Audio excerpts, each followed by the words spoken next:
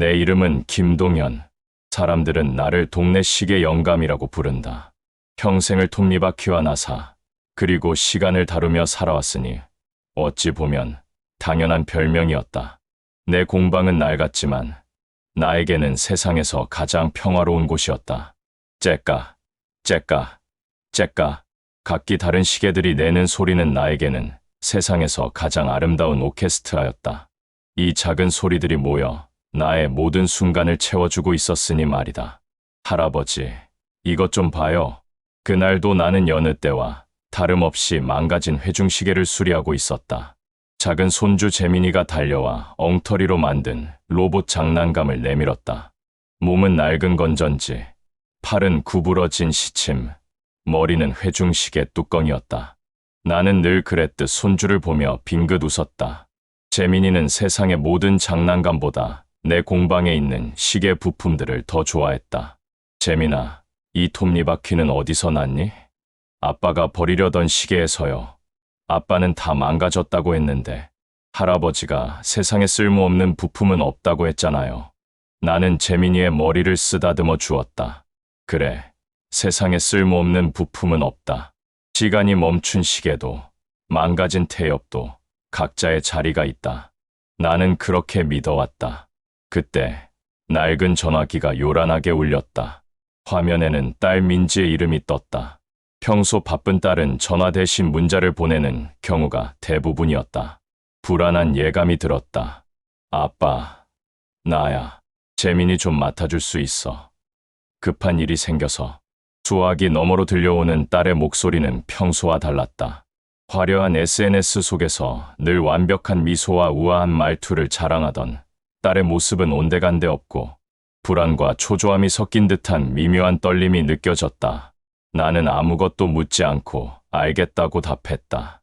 다음 날 아침, 딸은 재민이를 데려다 주기 위해 직접 공방에 왔다. 짧은 만남이었지만 나는 딸의 표정에서 그녀의 화려한 SNS 속 삶과는 거리가 먼 깊은 피로감을 읽어냈다. 그녀의 손목에 감겨있던 팔찌 아래로 보일 듯 말 듯한 희미한 멍자국을 발견했을 때 내 마음속 시계는 째깍거리는 소리를 멈추고 굳어버렸다. 며칠 후 나는 재민이를 데려다 주기 위해 딸의 펜트하우스에 도착했다. 딸의 집은 완벽했다. 모든 가구가 제자리에 있었고 공기마저도 깨끗했다. 하지만 이상하리만큼 시간의 흔적이 느껴지지 않았다. 낡은 물건 하나 없이 새 것처럼 반짝거리는 집이었다. 사위 건우가 나를 반갑게 맞이했지만 그의 눈빛은 왠지 모르게 차갑고 계산적인 느낌이었다. 그는 내게 말했다. 장인어른, 편히 쉬세요. 저희 서재에 좋은 시계가 하나 있는데 장인어른께서 보시면 좋아하실 겁니다. 그의 말은 친절했지만 어딘가 모르게 나를 무시하는 듯한 묘한 비아냥이 느껴졌다. 사위가 출근한 후 나는 혹시나 하는 마음에 서재로 향했다.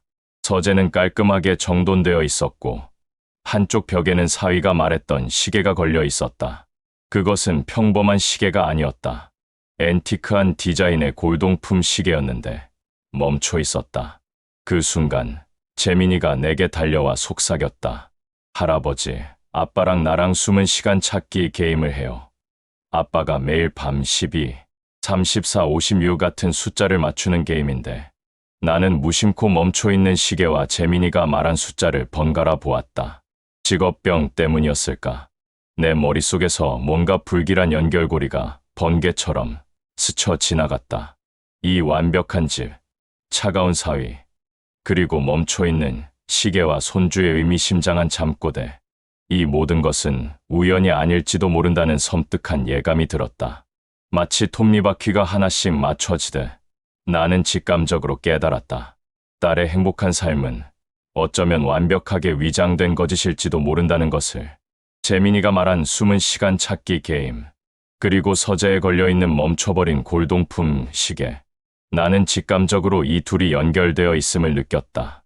겉보기에 완벽했던 딸의 집이 마치 고장난 시계처럼 무언가 잘못 돌아가고 있다는 것을 깨달은 순간이었다.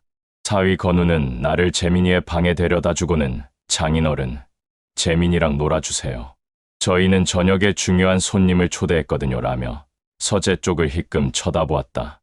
나는 그의 눈빛에서 경계와 함께 은밀한 경고를 읽어냈다. 서재는 그의 성역성 유의였고 나는 그곳에 발을 들여놓아서는 안 되는 존재였다. 그의 말은 친절했지만 시선은 마치 쓸데없는 짓 하지 말라고 외치는 것 같았다. 건우가 출근한 후 나는 재민이를 데리고 거실로 나왔다. 재민이는 소파에서 종이 비행기를 접으며 해맑게 웃고 있었다. 나는 조심스럽게 물었다. 재민아, 아빠랑 하는 숨은 시간 찾기 게임 어떤 건지 할아버지한테 알려줄 수 있어? 재민이는 순수한 눈으로 나를 바라보며 말했다. 아빠가 매일 밤 시계의 숫자를 눌러요. 12, 34, 56점. 그러면 시계가 삐 소리를 내고 아빠가 찾았다 하고 웃는 거예요. 나는 재민이가 시계의 숫자를 누르는 모습을 흉내내는 것을 보며 머릿속으로 수많은 시나리오를 그려보았다. 12, 34, 56점 시간일까? 날짜일까? 아니면 단순한 암호일까? 나는 곧바로 서재로 향했다. 문은 잠겨 있지 않았다. 사위는 내가 섣불리 들어가지 못할 것이라 확신했을 것이다. 나는 문을 조심스럽게 열고 들어가 가장 먼저 멈춰 있는 시계로 시선을 옮겼다. 겉보기에는 장식용 시계였지만 시계 장인인 내 눈에는 그 안에 숨겨진 정교함이 보였다. 나는 시계의 유리를 가볍게 두드려 보았다. 텅 빈 소리가 났다. 그때 나는 시계의 뒷면을 보았고 내 심장이 쿵 하고 떨어지는 것을 느꼈다. 시계 뒷면의 나사는 일반 시계와 달리 특이한 문양을 가지고 있었다. 나사를 풀자 작은 금속판이 드러났고 그 안쪽에는 손가락으로 누를 수 있는 작은 버튼이 3개 있었다. 버튼 위에는 각각 시스, 분phân, 초며라는 작은 글씨가 새겨져 있었다. 재민이가 말한 12, 34, 56이라는 숫자가 의미하는 것이 단순히 시간이 아니라 바로 이 3개의 버튼을 순서대로 눌러야 하는 비밀번호였음을 깨달았다. 나는 손을 뻗어 조심스럽게 첫 번째 버튼을 눌렀다. 딸깍 하는 소리와 함께 시계 옆 벽면이 아주 미세하게 뒤로 밀리는 것을 보았다. 이제 나는 사위가 왜 이 시계를 내게 보여줬는지 알 것 같았다. 그는 나를 시험하고 있었다. 이 집에 숨겨진 비밀을 내가 눈치챌 수 있는지, 혹은 내가 단순한 노인에 불과한지 확인하려 했던 것이다. 하지만 나는 평생을 시간을 잃고 멈춰버린 시계의 생명을 불어넣어 온 시계 장인이다. 멈춰버린 시간은 나를 향한 경고가 아니었다. 그것은 오히려 내가 딸의 삶을 되돌릴 수 있는 결정적인 열쇠였다. 이제 나는 멈춰버린 시계의 시간을 되돌려야 한다. 나는 심장이 쿵 하고 떨어지는 것을 느꼈다. 멈춰있는 시계가 내게 준 단서, 그리고 재민이의 순수한 잠꼬대. 이 모든 것은 내가 딸의 삶을 되돌릴 수 있는 결정적인 열쇠였다. 망설일 틈이 없었다. 사위가 돌아오기 전에 나는 멈춰버린 시계의 시간을 되돌려야 했다. 나는 숨을 죽이고 조심스럽게 시계의 작은 버튼을 순서대로 눌렀다. 딸깍, 딸깍, 딸깍. 3개의 버튼이 눌리고 삐하는 짧은 전자음이 서재의 정적을 갈랐다. 그리고 멈춰있던 시계 옆의 벽면이 아주 미세하게, 그리고 조용히 안쪽으로 밀려 들어가는 것이 보였다. 나는 그 작은 틈 사이로 손을 넣어 벽면을 당겼다. 쓱 하는 소리와 함께 벽면이 옆으로 열리며 검은색 철제 금고가 그 모습을 드러냈다. 나는 손을 뻗어 금고의 손잡이를 돌렸다. 철제 문이 열리는 끼익 하는 소리가 세상에서 가장 큰 소음처럼 느껴졌다. 나는 침을 꿀꺽 삼키고 금고 안을 들여다보았다. 가장 먼저 눈에 들어온 것은 수백 장의 서류였다. 서류 더미에는 고객 투자 명단, 개인정보 리스트 같은 제목들이 적혀 있었다. 그리고 그 옆에는 노트북과 외장 하드 드라이브가 놓여 있었다. 나는 손을 뻗어 고객 투자 명단이라고 적힌 서류를 꺼내 들었다. 익숙한 이름들이 보였다. 내가 아는 사람들의 이름이 있었다. 그들은 모두 사위의 회사에 거액을 투자했던 사람들이었다. 그리고 다음 장을 넘기자 충격적인 내용이 적힌 서류가 나왔다. 프로젝트 투자금 유용 계획, 개인정보 불법 매매 같은 단어들이 내 눈앞에서 춤을 추는 것 같았다. 나는 머리가 핑 돌고 온몸에 소름이 돋는 것을 느꼈다. 내 딸이 완벽하게 속고 있었던 것이다. 자신의 남편이 사기꾼이었다는 사실을 꿈에도 몰랐겠지. 나는 떨리는 손으로 외장 하드 드라이브를 꺼내 들었다. 이 안에 사위의 모든 범죄 증거가 들어있을 것이다. 나는 곧바로 경찰에 신고해야 한다고 생각했다. 하지만 문득 내가 과연 이 모든 것을 감당할 수 있을까 하는 두려움이 밀려왔다. 내 딸의 삶을 무너뜨리는 일이 될지도 모른다. 그때 밖에서 자동차 엔진 소리가 들려왔다. 사위 건우의 차였다. 예정보다 훨씬 빨리 돌아온 것이다. 내 심장이 미친 듯이 뛰기 시작했다. 나는 외장 하드 드라이브를 움켜쥐고 서재 문 쪽을 바라보았다. 그때 문이 천천히 열리기 시작했다. 서재 문이 천천히 열렸다. 나는 외장 하드 드라이브를 움켜쥔 채 숨을 멈췄다. 문틈 사이로 모습을 드러낸 것은 사위 건우였다. 그의 입가에는 미소가 걸려 있었지만 눈빛은 마치 먹이를 발견한 맹수처럼 차갑게 빛났다. 그는 나를 발견하고는 부드러운 목소리로 말했다. 장인어른, 여기서 뭘 하세요? 아까 서재는 보실 필요 없다고 말씀드렸을 텐데요. 나는 대답할 수 없었다. 내 손에 들린 외장 하드 드라이브가 그의 눈에 들어왔다. 그 순간 그의 얼굴에서 미소가 완전히 사라졌다. 그의 눈빛은 순식간에 살벌하게 변했고 서재 안의 공기마저 얼어붙는 것 같았다. 그는 천천히 그리고 위협적으로 나에게 다가왔다. 그거 어디서 찾으셨습니까? 그리고 왜 제 서류들을 뒤지고 계셨죠? 나는 떨리는 목소리로 겨우 입을 열었다.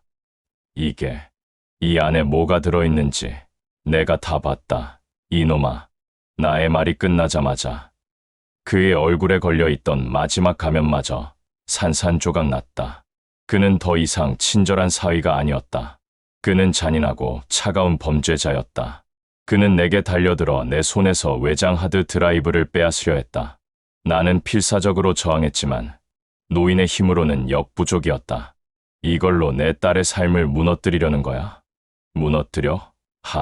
장인어른이야말로 제 사업을 무너뜨리시려는 겁니다. 이 파일을 빼앗기지 않겠다고요. 그의 손이 내 손을 강하게 짓눌렀다. 그때 내 눈에 책상 위에 놓여있던 앤티크한 잉크병이 들어왔다. 나는 마지막 힘을 짜내 그 잉크병을 손으로 쳐서 바닥으로 떨어뜨렸다. 쨍그랑 잉크병이 깨지며 검은 잉크가 사방으로 튀었고 건우는 순간적으로 몸을 움찔하며 주춤했다. 그 찰나의 순간 나는 외장 하드 드라이브를 들고 몸을 틀어 서재의 책장 쪽으로 내달렸다. 나는 평생을 시계와 함께 살아왔다. 이 책장 또한 시계처럼 정교하게 만들어졌다는 것을 본능적으로 알 수 있었다. 건우는 분노에 차서 소리치며 나를 쫓아왔다. 나는 재민이가 이전에 가지고 놀던 오래된 책을 발견했다. 겉표지는 낡았지만 속은 텅 비어있는 책이었다. 나는 망설임 없이 외장 하드 드라이브를 그 책 속에 숨기고 책을 다시 책장에 꽂아 넣었다. 그리고 일부러 몸을 삐끗하며 균형을 잃은 척 바닥에 주저앉았다. 젠장, 어디 갔지? 건우는 씩씩거리며 서재 안을 미친 듯이 뒤지기 시작했다. 그는 책상 아래 서랍장 안을 샅샅이 뒤졌지만 내가 숨긴 외장 하드 드라이브는 찾을 수 없었다. 그는 분노를 참지 못하고 주먹으로 벽을 내려쳤다. 나는 바닥에 주저앉아 그를 바라보았다. 그는 이제 더 이상 나를 단순한 노인으로 보지 않았다. 그의 눈은 나를 경계하고 증오하고 있었다. 이제 게임은 시작되었다. 딸의 삶을 되찾기 위한 나의 싸움은 이제부터가 진짜 시작이었다. 건우는 나를 잠시 노려보다가 이내 억지로 미소를 지었다. 그의 눈에는 여전히 분노가 이글거렸지만 그는 가면을 완전히 벗을 수 없다는 것을 본능적으로 알고 있는 듯했다. 장인어른, 제가 잠시 흥분했나 봅니다. 죄송합니다. 어서 가서 쉬세요.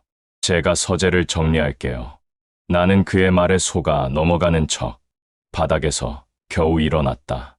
그는 내가 숨긴 외장 하드 드라이브를 찾지 못했음을 확신하고 있었다. 그러나 그의 눈빛은 더 이상 나를 단순한 노인으로 보지 않았다. 그의 눈은 나를 경계하고 증오하고 있었다. 그는 나에게 친절하게 굴었지만 그것은 마치 독을 품은 사탕 같았다. 나는 재민이의 방으로 돌아왔다.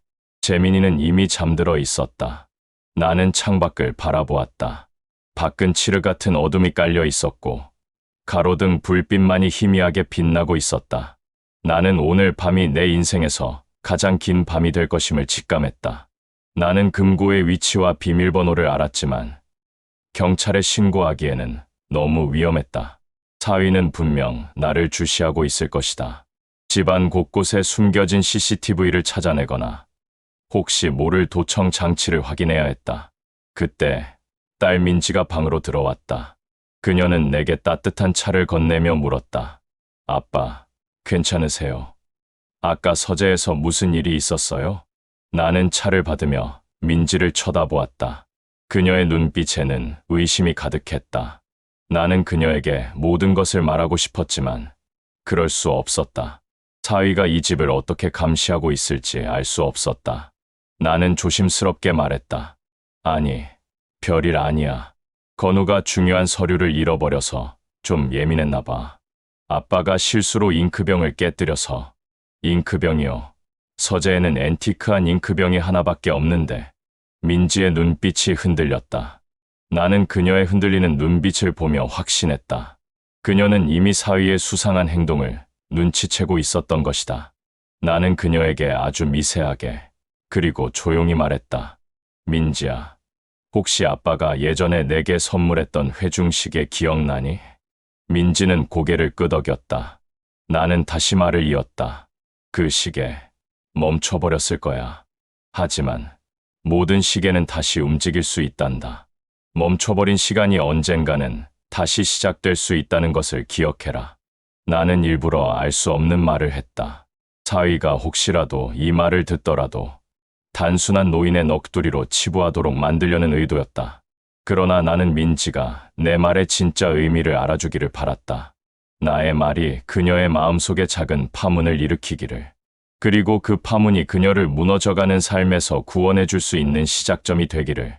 아버지가 남긴 회중시계와 멈춰버린 시간이라는 말이 내 머릿속을 떠나지 않았다. 나는 아버지가 건네준 따뜻한 차를 마시며 내 방으로 돌아왔다. 모든 것이 완벽하다고 믿었던 내 삶이 실은 모래 위에 지어진 성처럼 위태롭다는 것을 직감했다. 나는 침대 옆 서랍을 열고 아버지가 예전에 선물해 주셨던 회중시계를 꺼냈다. 낡았지만 여전히 윤기가 흐르는 회중시계의 뚜껑을 열자 시계는 째깍거리지 않고 멈춰 있었다. 나는 가슴이 쿵하고 내려앉는 것을 느꼈다. 아버지는 늘 말씀하셨다. 세상에 쓸모없는 부품은 없다. 언젠가 제자리를 찾으면 다시 움직일 수 있단다. 그제야 나는 아버지의 깊은 뜻을 이해했다. 아버지는 단순히 잉크병을 깬 것이 아니었다. 아버지는 내게 진실이 멈춰 있음을, 그리고 내가 그 시간을 다시 움직여야 한다는 것을 은연중에 알려주고 싶으셨던 것이다. 나는 불현듯 최근 들어 불안해하는 손주의 모습과 남편 건우의 차가운 눈빛을 떠올렸다. 나는 어둠 속에서 오랫동안 외면해왔던 진실을 마주하기로 결심했다. 나는 남편 건우가 잠든 것을 확인하고 조심스럽게 방을 나섰다. 나는 발소리를 죽이고 복도를 지나 서재로 향했다.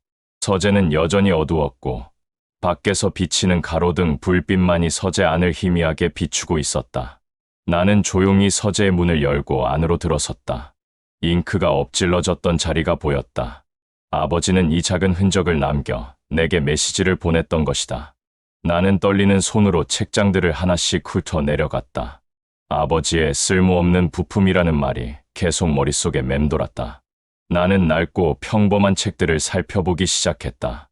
겉표지는 낡았지만 속은 텅 비어있는 책이 있을지도 모른다고 생각했다. 그때 내 손이 낡은 동물 백과사전에 닿았다. 평범한 책이었다. 나는 책을 꺼내 들었고 그 순간 책의 무게가 이상하다는 것을 느꼈다. 다른 책들에 비해 속이 비어있는 듯 가벼웠다. 나는 책을 펼쳤다. 낡은 백과사전의 표지를 넘기자 책은 예상대로 속이 비어 있었다. 그 속에는 얇은 틈이 파여 있었고 그 안에 작은 외장 하드 드라이브가 쏙 들어가 있었다. 나는 떨리는 손으로 그 드라이브를 꺼냈다. 아버지가 왜 잉크병을 깨뜨렸는지, 왜 내게 회중시계를 언급했는지 모든 퍼즐 조각이 맞춰지는 순간이었다. 나는 아버지가 남긴 단서를 통해 남편 건우의 가장 깊은 비밀에 다가가고 있었다. 나는 조심스럽게 드라이브를 들고 서재를 빠져나와 내 방으로 돌아왔다. 남편 건우는 깊은 잠에 빠져 있었다. 나는 조용히 노트북을 켜고 외장 하드 드라이브를 연결했다. 띠링 하는 소리와 함께 화면에 알 수 없는 파일 목록들이 나타났다. 폴더 이름들은 프로젝트 X, 고객 정보일, 투자자 명단 등 평범한 이름들이었지만 나는 불안한 예감에 휩싸였다. 나는 조심스럽게 한 폴더를 열었다. 그 안에는 수많은 엑셀 파일과 PDF 문서들이 들어있었다. 고객 정보라는 파일의 제목을 클릭하자 수많은 이름과 전화번호, 심지어 신용카드 번호까지 상세하게 정리된 목록이 나타났다. 내 심장이 쿵 하고 내려앉았다. 이것은 단순한 사업 문서가 아니었다. 이것은 불법적인 고객 정보 유출과 관련된 명백한 증거였다. 나는 충격에 휩싸인 채 다음 폴더를 열었다. 투자자 명단이라는 파일에는 건우의 사업을 위해 거액을 투자했던 사람들의 이름이 적혀 있었다. 그리고 이체 내역, 자금 세탁이라는 파일에는 투자금들이 다른 계좌로 옮겨지고 복잡한 경로를 거쳐 사라진 내역이 상세히 기록되어 있었다. 나는 손으로 입을 틀어막았다. 모든 것이 거짓이었다. 남편의 화려한 성공, 완벽해 보였던 삶, 그 모든 것이 거대한 사기극이었다. 내 옆에서 잠든 남편은 사랑스러운 남편이 아니라 차갑고 잔인한 범죄자였던 것이다. 그때 등 뒤에서 작은 소리가 들렸다. 문이 끼익하고 열리는 소리였다. 나는 숨을 멈췄다. 등골을 타고 차가운 식은땀이 흘러내렸다. 문이 열리는 소리는 남편 건우의 것이 아니었다. 남편은 여전히 침대에서 깊은 잠에 빠져 있는 것처럼 보였다. 나는 조심스럽게 고개를 돌려 문 쪽을 바라보았다. 문을 열고 들어선 것은 바로 손주 재민이었다. 그는 작은 손으로 눈을 비비며 나를 바라보았다. 엄마 뭐해? 왜 앉아? 재민이의 목소리는 너무나 순수했고 그 순수함이 오히려 나를 더 비참하게 만들었다. 나는 재민이의 손을 잡고 침대로 데려가며 다급하게 속삭였다. 엄마, 그냥 잠이 안 와서 재민이도 피곤할 텐데 빨리 가서 자자. 재민이는 내 얼굴을 한참 동안 바라보더니 고개를 갸웃거렸다. 그는 내 눈에 가득 찬 공포를 읽은 것 같았다. 나는 재민이에게 들키지 않기 위해 노트북 화면을 끄고 외장 하드 드라이브를 손에 움켜쥐었다. 재민이를 다시 침대에 눕히고 이불을 덮어주었다. 재민이는 내 손을 꼭 잡았다. 엄마, 울지 마. 아빠가 나쁜 사람 아니야. 재민이의 말에 나는 온몸에 피가 얼어붙는 것 같았다. 나는 애써 미소를 지으며 재민이의 머리를 쓰다듬었다. 재민이는 곧 다시 잠이 들었다. 나는 재민이가 잠든 것을 확인한 후 침실 문을 조용히 닫고 거실로 나섰다. 심장은 여전히 미친 듯이 뛰고 있었고 나는 덜덜 떨리는 손으로 외장 하드 드라이브를 주머니에 넣었다. 나는 이제 어떻게 해야 할까? 경찰에 신고해야 할까? 아니면 이 모든 것을 외면하고 도망쳐야 할까? 나는 그동안 내가 쌓아 올렸다고 믿었던 모든 것들이 한순간에 무너져 내리는 것을 느꼈다. 내 삶은 남편 건우라는 이름의 거대한 거짓말 위에 세워졌던 것이다. 나는 덜덜 떨리는 손으로 경찰에 신고하려 전화기를 꺼내 들었다. 그 순간 침대에서 자고 있던 건우가 눈을 뜨고 자리에서 일어나는 소리가 들렸다. 그는 미소를 지으며 내게로 다가오고 있었다.